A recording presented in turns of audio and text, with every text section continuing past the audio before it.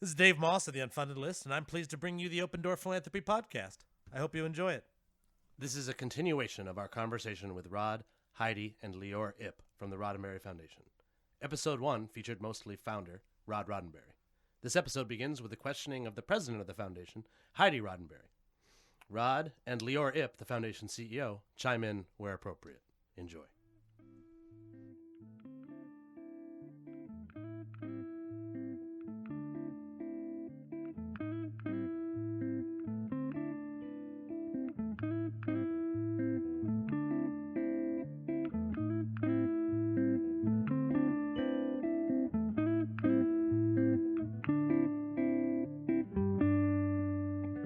So how did you learn about philanthropy?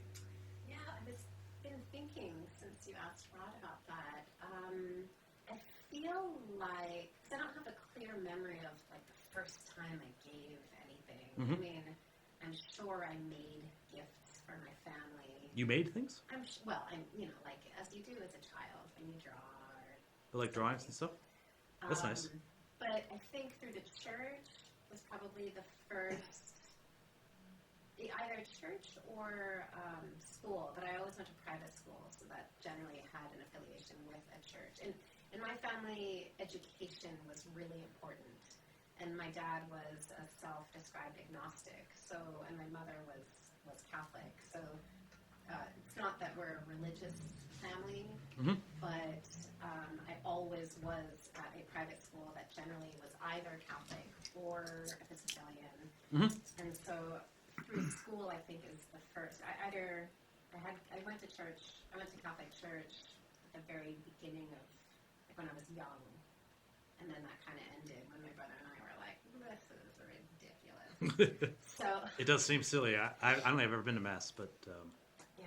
So, anyways, so I think by school and church was probably the first time I ever had a concept of charity, and only then after college, I think, was the first time that I either tithed, like giving money to Greenpeace or, the whales or something, and only then, only as an adult would I go to a food kitchen and help serve, and I never did anything regularly because, as you can tell, I moved a lot my whole life. Mm-hmm. I tend to do a lot of different things. I think that's the closest. Interestingly, when Rod and I got together, I went through some career changes. I was a marketing executive, a sales process consultant. I would help Fortune 500 companies make more money or figure out predictable revenues. And as Rod and I, as our relationship got closer and closer,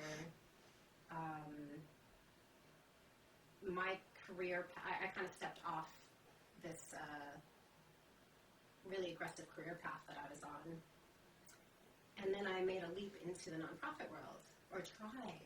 But it was really interesting to be an efficiency consultant. And I don't know, the nonprofits that I went to kind of were like,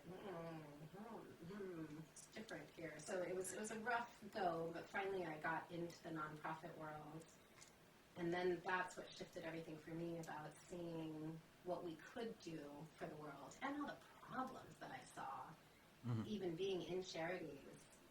And that was around the time that Rod was figuring out whether or not, about putting the foundation together. And I always, in case you haven't noticed, a lot of people help me do things. All the credit that goes to me, Rod figuring it out. Rod is presented with certain things, and Rod chooses one and says, that sounds good. How do we do that? And then someone helps me do that. And then someone else comes in, like Lior, and says, here's a couple of great ideas. And we're like, oh, that sounds good. Let's do that. Mm-hmm. So I haven't painted myself that great here, but still, I don't care. It will make you look. It's okay. Make you look good. But for me, No, but I think you're making an important point. It's you have to do this stuff's hard, and you need to have help to do it. I don't think anybody does their philanthropy all by themselves. But I was thrilled. It was like a dream come true, because then, boom, we officially started the foundation, and then I got to wake up every day and go, how are we going to make the world a better place? Yeah, I have actually, my next question is, I looked at your LinkedIn, which LinkedIn will tell you about. Yeah. And I saw that you had been a development director somewhere, and also worked in sales. That's very interesting. I've raised money and and given money. And I find that it's extremely useful for both things. I'm a much better fundraiser because I've given money, and vice versa. Which of the two things, which do you think is harder? Raising money. Mm-hmm. Why is that? You've got to get clear on what you're doing, and then finding the funder who thinks the same way as you. What's interesting. How did you find them when you were a development director? Well, you're going to hate this, but I came from the business world, right? So I'm like, hey, there's a lot more money in companies. How did that work out for you? Did you raise a lot of money from the companies? It was a lot more bang for the buck. Yeah, so we would, and this was a small.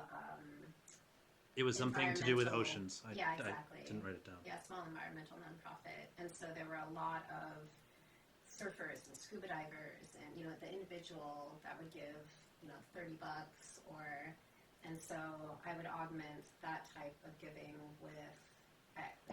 We had major funders, and then I thought hey, why don't we match some of this with corporate stuff?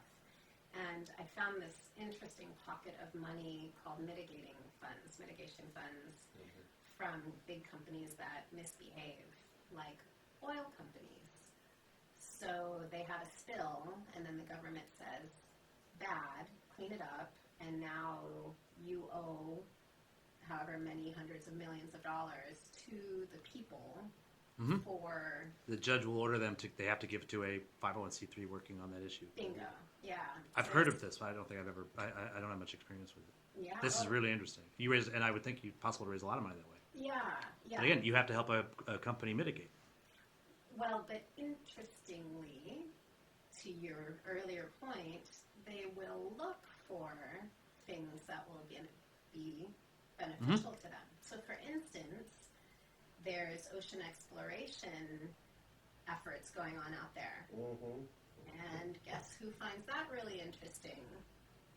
It's oil companies, perhaps? What possible interest could they have in that? Right. Because they're explorers, natural-born explorers. That's why. That's why. Exactly why. Yep. Fascinating. That's right. It's been a while since you were there. Are they still raising? How are they doing? Are they raising mitigating funds? They're going to be like, Does that become a long-term strategy for them? no, I think they're more. That would be my. Again, I haven't spent too much time, but I would think one of the problems with that is the sustainability, right? Because eventually that company no longer has to. And a donor who's being forced to support your cause is not the ideal. Probably not the ideal situation. Well, and what I've learned now as being a philanthropist as well is we've got a lot of... Kind of like for the forced volunteering Rod and I had to do, right? Right. We were mitigating. There's a lot of charities. A lot. And there's a lot of funders. And there's a lot of... It's almost 2 million 501c3s in the U.S. alone. Right. And so we're just a big mess where...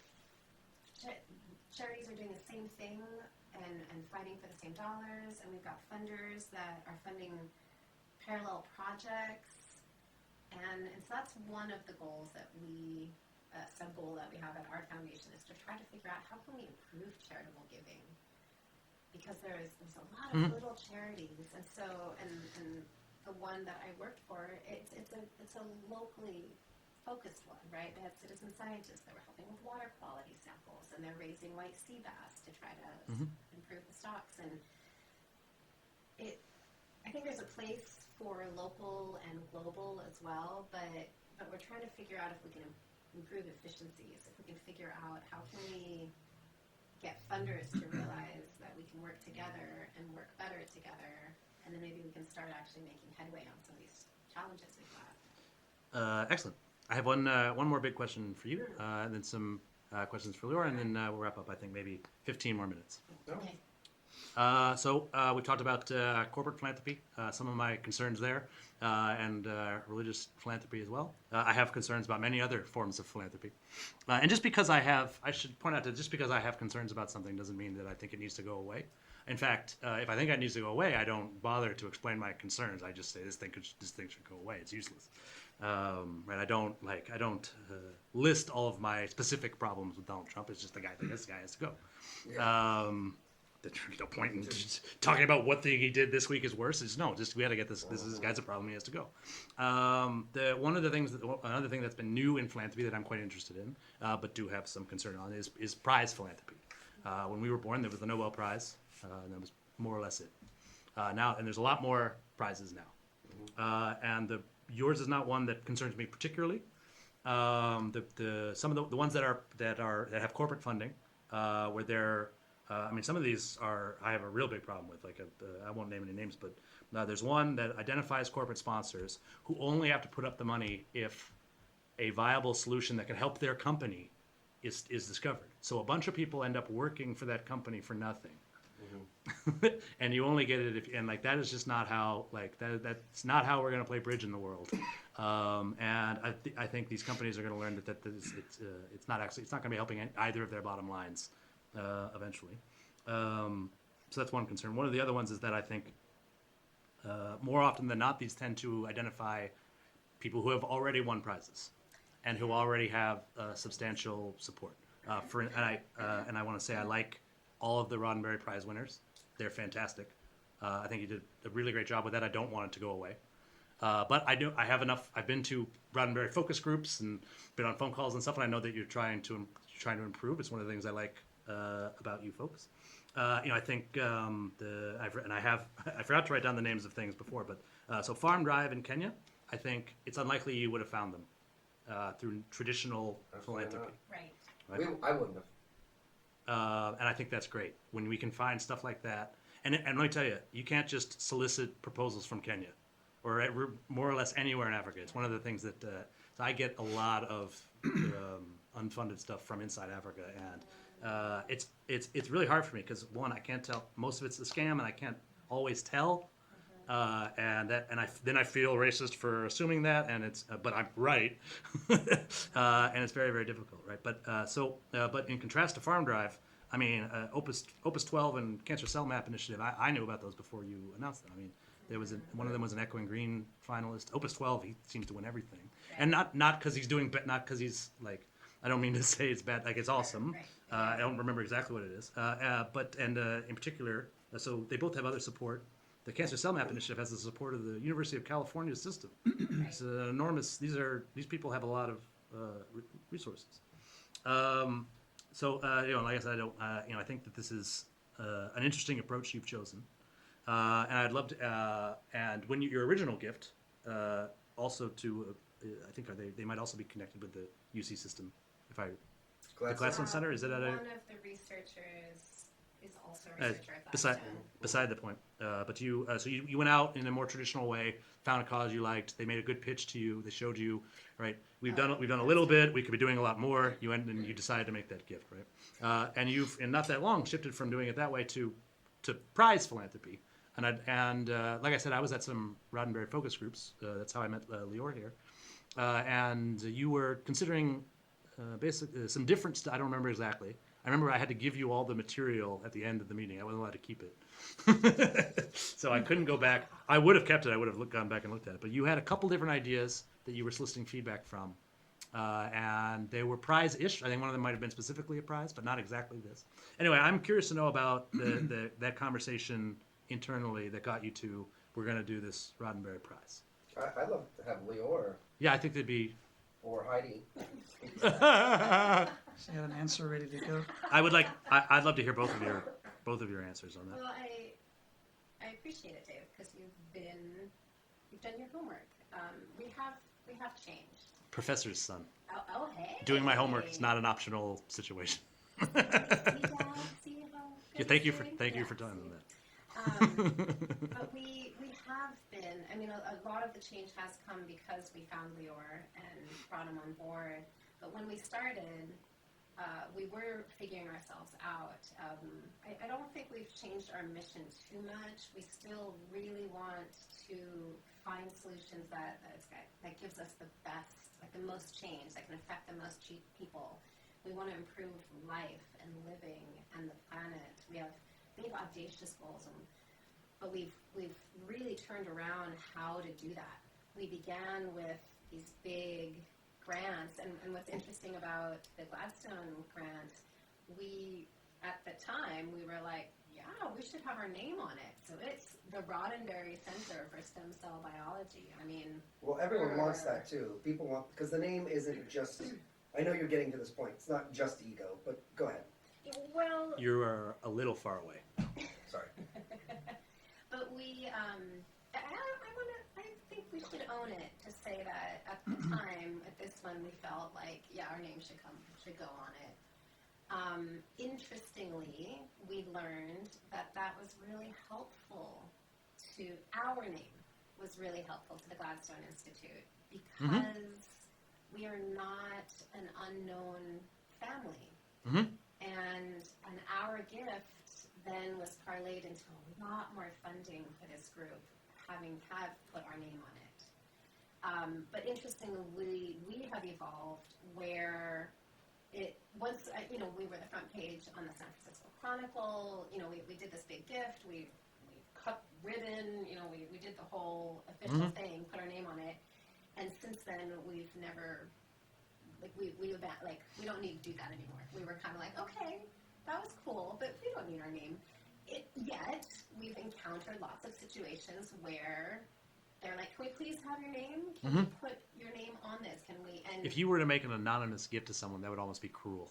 well, so interestingly, a lot of the You've been a changes- development director. You know how useful that would be to say, like, right? this well-known group supports us. Right. Yeah, and for sure, it's not like we hide our name. It's just that we don't insist on having signage and flags. And, My grandmother never met a plaque with her name on it she didn't like.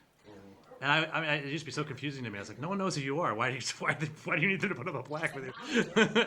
Yeah. But that was an evolution. We had focus areas. We wanted to have something in education, something in environment, and health, and in science. Like that's kind of the way we started. And then as we went, we found that our formula wasn't really working, except in research, because we wanted to give a lot of money for something new, and we wanted to give new theories a chance, but it was too high risk for such large grants. And so research was the only place that we kind of landed.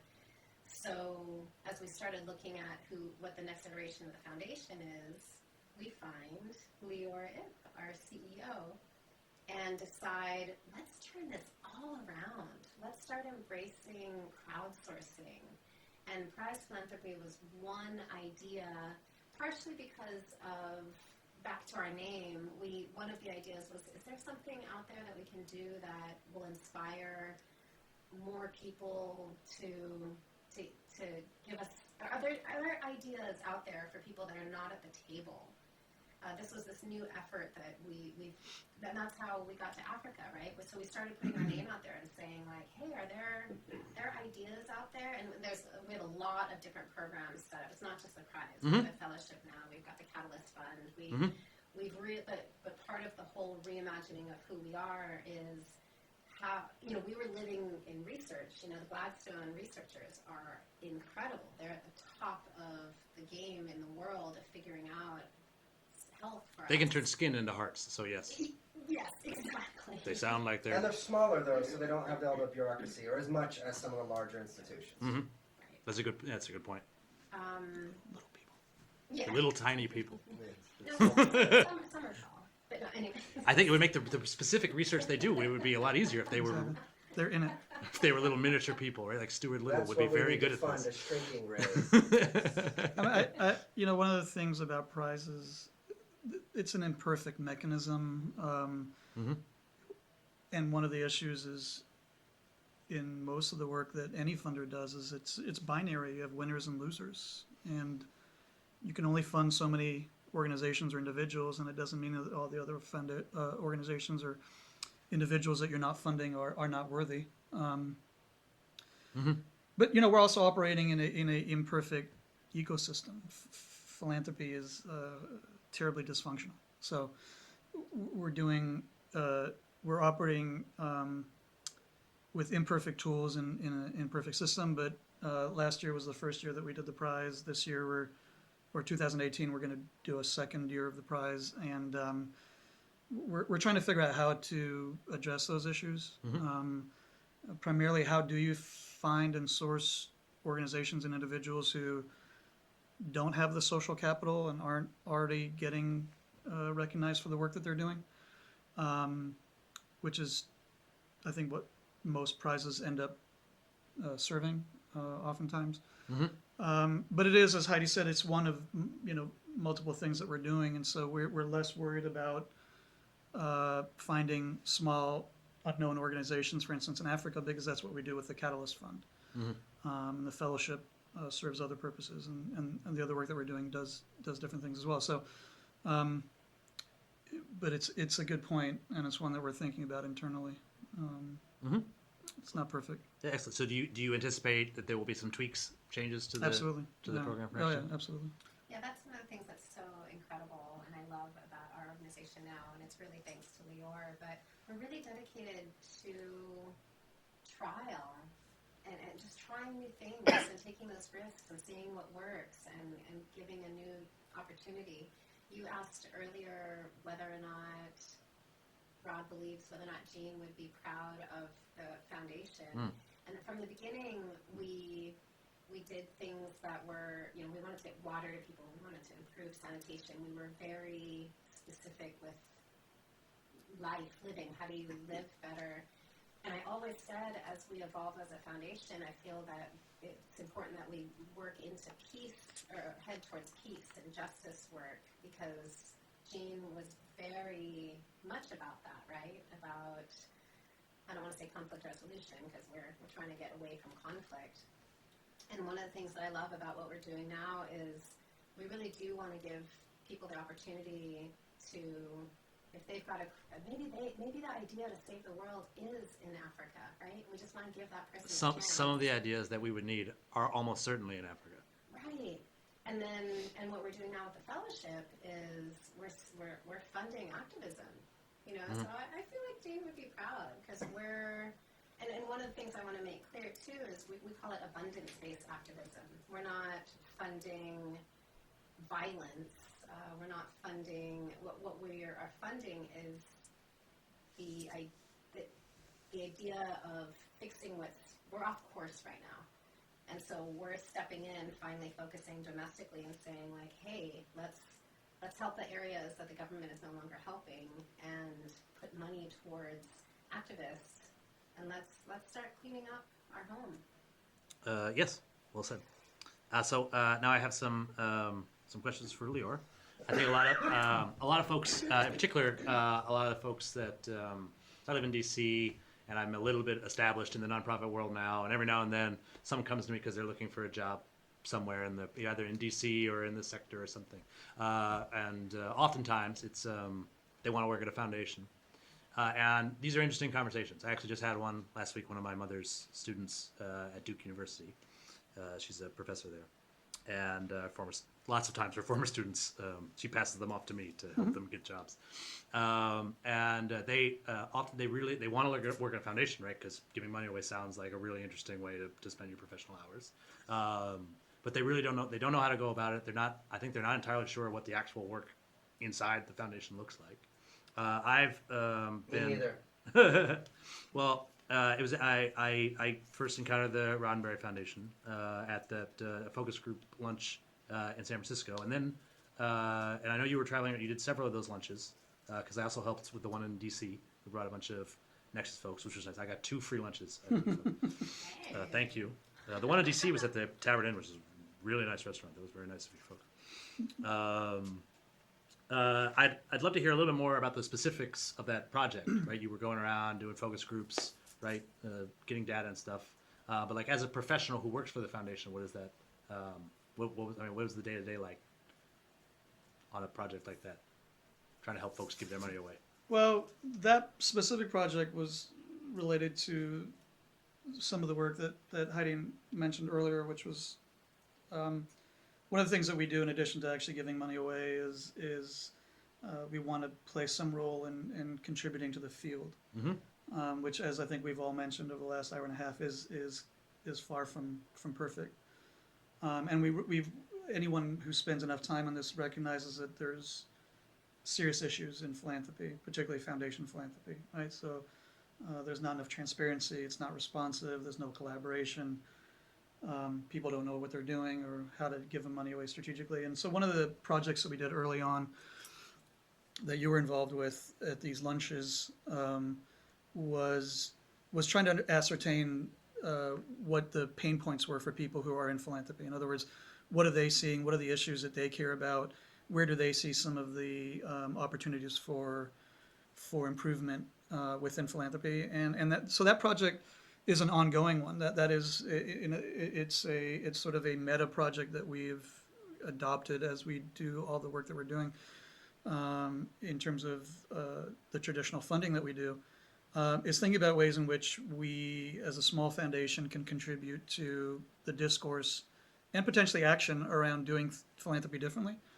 And so it started that part of the project was the tail end of about 6 or 7 months of essentially a listening tour that we did with executives at big and small foundations around the country to really try to understand what the issues were from their perspective, and then we integrated them into some of the things that we're doing, and we've adopted them in terms of, so one of the easiest ways we think that to try to change philanthropy is to model philanthropic behavior that's different from what other people are doing.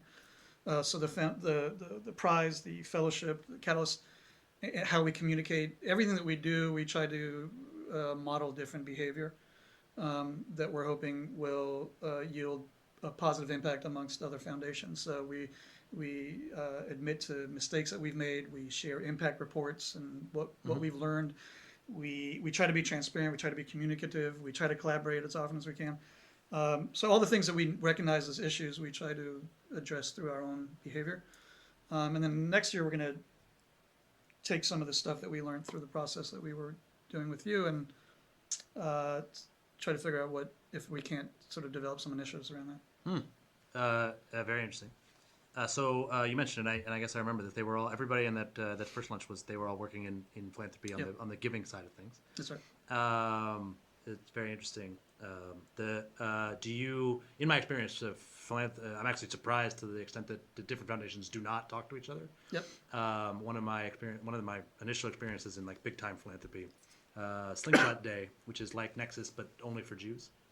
There were two very large, well-known Jewish funders. Actually, they are themselves very small, but older Jews, Mel Brooks looking sort of. That's my Mel Brooks theory of Jews is eventually at the end of your life you look like Mel Brooks.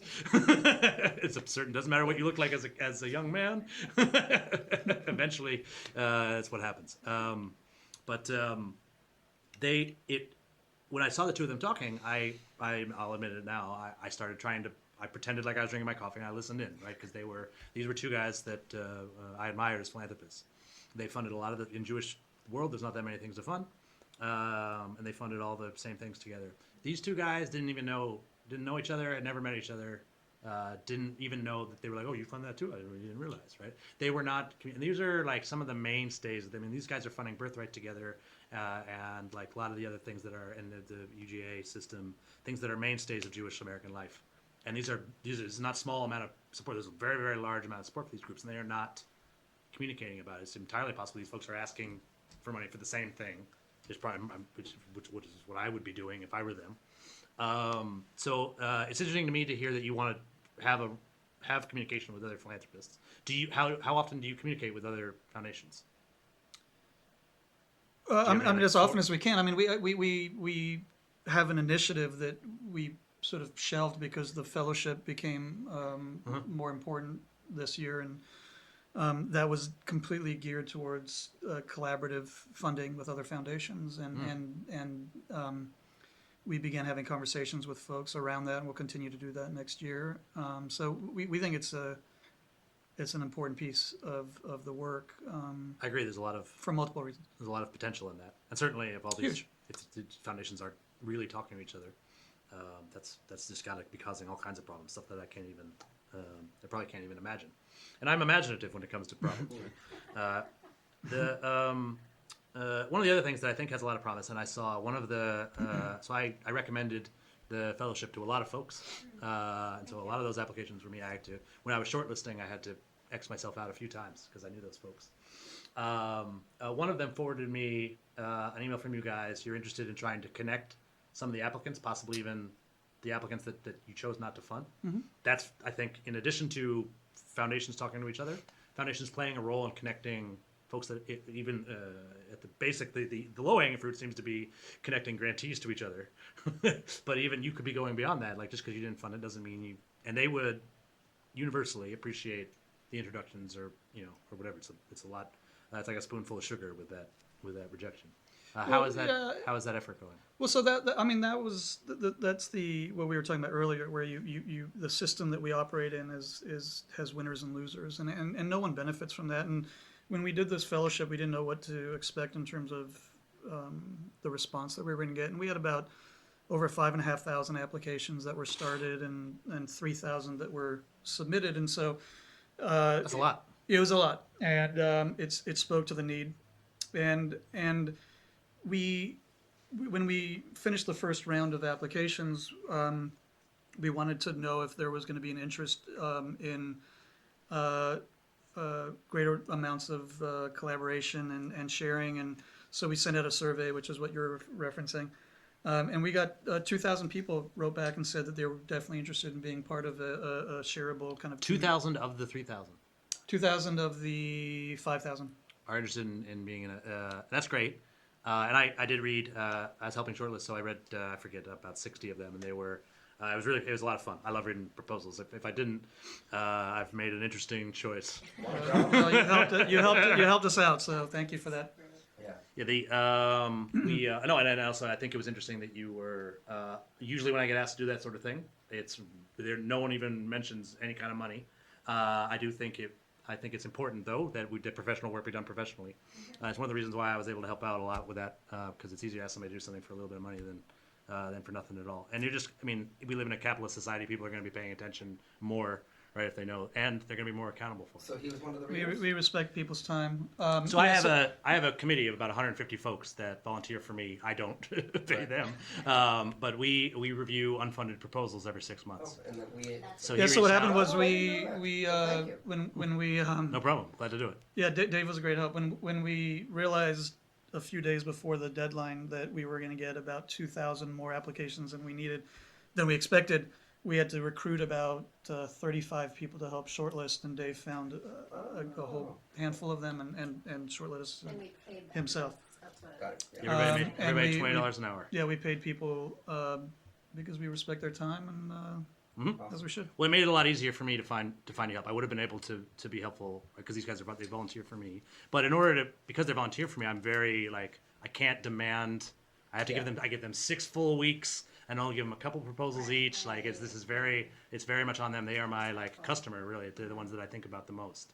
Where you can be like, hey, listen, we need it done by September 1st. Right. When you're just by with a little bit of money. And most of these folks on my committee, they work in the nonprofit space. The extra income is helpful. Very DC's expensive. Right? Well, actually, my evaluators are from all over the world. Everywhere's become expensive. But that's I'll be very curious to hear the follow up on how it goes connecting those folks. I'll say there's a reason why other foundations don't do it. It's a tremendous amount of work. These are an unruly group sometimes. Well, it's interesting. So when we did the prize, we also had one of the methods or the ways that we go about doing this is we have judges that help us determine who the prize winner is or who the fellows will be. And in several cases, the judges wanted to stay in touch, and judges had ideas for some of the finalists, about who to connect. And so we started seeing that there's a lot of it's more than just who's going to win the prize. We've brought together a really interesting group of people, and there's a lot of shared interest and a lot of complementary interests. And so that's another thing that sparked an idea that we have about my ultimate hope is to build out a digital infrastructure that's going to enable these connections to come together and see what can come of it, right? Can we start doing better? Well, you mentioned that I'm very interested to hear that the judges were also interested in being connected. I've heard similar folks from my evaluators They all do their review online, and a lot of them don't know each other. But often they do reach out to me. They're like, I see this person's reviewing their work. Their work looks awesome. And I'm, of course, really happy to make those connections. And I think, I hadn't even thought about it until you just mentioned that, there's a lot of other review committees out there in the world. Right? There's a huge committee reviewing at MacArthur for 100 and change. You guys have judges. I've got evaluators. Almost every foundation has folks that are doing it. And these are people who are in the space and who have resources, monetary, media is a currency, lots of other things that they can do. So there's that's fair. I'm really interested in that. I quickly just want to say that we got to Lior last, and he just, I don't want to say we were floundering and didn't know what we were doing, but we were learning at a snail's pace, and we were trying to do things, and we didn't know what we were doing. But Lior really, he didn't just help us take it to the next level, but he sort of blew it out of the water. We interviewed him. We told him what we wanted to do in terms of that long-term perspective. He seemed to have his own sort of views that were similar, and we pretty much hit it off. But we wouldn't be anywhere near where we are today. And I'm not saying we're anywhere huge. We've just grown the foundation exponentially since he's come on board. So Lior's amazing. But thank you, Rod. we I couldn't think have done it. I have the great fortune, and for anyone who's going to be listening to this, who's thinking about going into the foundation world, I have the great fortune of working with an amazing board, who I generally love. They're not all amazing. And respect, and they are not. And so, anyone who's going to this world, if you don't have the great fortune that I do, you will probably be unhappy. And very frustrated. And so we get to experiment and do really cool things and go in different directions. And most foundations don't do that. And that's a testament to the board. And we're really lucky. And that might be the note to leave. We have a dinner reservation that we all make. I have my last question. That's for everybody. I'd love to hear. And this one should be pretty quick. Andy and Mark will hold it. What's the biggest problem that you think today's philanthropists can solve in our lifetime? What's the biggest problem we can realistically solve? Individually or together? Because individually, no one's going to get anywhere. All of philanthropy. No, you won't be. I don't think you'll solve a huge problem on your own. But perhaps once we get all the funders and evaluators and folks connected and we've improved the field a bunch, then maybe we can then tackle a really big problem. Oh, I want to go but I must steal Heidi's. I'm going to steal Heidi's too if it's a good one. If you have all the same answer, that's going to be a pretty good sign. Well, no, but Heidi, empathy. Heidi, we did something with the X Prize, and we did an empathy sort of prize, and Heidi kind of brought that in. And I've heard the word empathy, and I've always loved the idea of empathy. Really, not just sympathy, not feeling bad for someone, but really understanding their perspective, their point of view, and not just intellectually, but emotionally sort of connecting with it. And it goes hand in hand with Star Trek. I mean, your mother played an empath on and my the mother television. played an empath on television. Absolutely. He's an expert. Right. Yeah. Well, that was a really interesting theme for me. I forget the Beta Zeds. Absolutely. Exactly. They could feel. They couldn't necessarily read your mind, but they could sense the emotion. And exactly. Exactly. And I think if we all had that ability, and I don't mean just in a sci-fi sense, we all do have that ability. Yeah. To stop before we judge and try to put ourselves in someone else's shoes to the best of our ability and try to understand their perspective. A bad guy isn't always just a bad guy. A bad guy has a point of view. A bad guy is doing what they're doing, and I'm using the word bad guy because I talked to my son about this. He's 4. They're doing what they're doing because they feel they have to. They've been put in a position throughout life. They've been brought up in a certain way. They haven't had opportunity. Whatever the case is, there is a legitimate perspective that you can understand. You don't have to agree with it, but you can understand it, and by understanding it, you can make more informed decisions and how to address it. And Heidi mentioned that in the X Prize, and I think if we could somehow put money towards that to make the world a better place. And I'll group that with education, and I don't mean STEM or STEAM. I mean social education, world education, experience.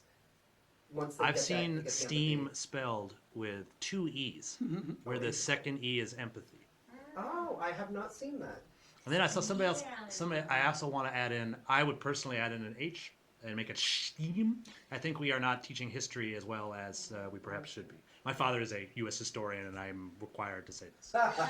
No, but I do agree. I think we'd see it. I think if every American had a working understanding of American history, that a different person would be president. Oh, yeah. Um, Wow. Sorry, I took yours. is that your answer? Is empathy No, the it's not. thing I'm that actually very surprised because I honestly am not sure how we will solve that. But and funny enough, I'm going for science, so we're just like rolling right now. So I think we can probably eradicate a disease. I think that's going to happen pretty soon. I think you're right. One of my previous guests said schizophrenia. Oh. And he is, and he would know. He's an enormous funder of mental health research, and he actually says that Alzheimer's will be very soon, and then but the big thing will be schizophrenia. I feel like he's the only one. He has so he's the founder. It's Stephen Lior. He's the founder of the Brain and Behavior Research Foundation, which is they are other than NIMH, the biggest funder Right. on this issue. He was a really interesting guy. And that was I think you might be right. I think we probably will start in our lifetime eradicating major diseases. And that's very exciting. Did I take yours? No, not to be a contrarian, but I don't think philanthropy is going to solve anything. I think the people who get the money by hook or by crook will do the solving, and that Yes, philanthropy. we will need grantees. The goal is philanthropy to not get in their way of the work that they're doing, and to support them. But I think the more people who identify as agents of change and who take responsibility, either because of empathy or otherwise, the better off we're going to be as a human race. Do you think we can solve that philanthropy can solve philanthropy? That is a great question. Probably not. Probably not. But you're gonna try We're anyway. gonna make some dents. We're gonna play around with it. We'll shake it up, but I don't know. There are a whole bunch of other issues that need to get solved Yeah, the government. around philanthropy that we don't have time for. But Yeah, if the government got involved, we might be able to get more. There are some, as an official foundation. One of the things that I did early on was I let our stuff lapse, and now there's no official entity for the Moss Foundation. I get the tax benefit when I make the gift. oh, there you go. And I'm also less interested in the tax benefit than other folks might be, I think, to the chagrin of some of the money folks, right? But and I think the more, my grandmother never thought about it the way that you're thinking about it. If I told her about talking to other connecting grantees or talking to other funders or like being more or trying to improve our giving, like this would have been. It would have sounded like gibberish, right? It's her money. However she gives her money away is the correct way to give her money away, which is a valid point of view, and is the point of view that how a lot of people had it, right? But if you have social change goals, you want to solve a big problem. You can't do it that way. It's been thank you very much for having me. This has been a fascinating conversation. I'll let you get to your dinner reservation. Thank you Thanks, very much for having All us. right, yes, Appreciate it. thank you. Thanks for listening to this episode of Open Door Philanthropy featuring Rod Roddenberry. If you're interested in learning more about the work of the Roddenberry Foundation, check out roddenberryfoundation.org. And as always, if you're looking or willing to provide helpful and candid feedback on unfunded grant proposals, please sign up at unfundedlist.com.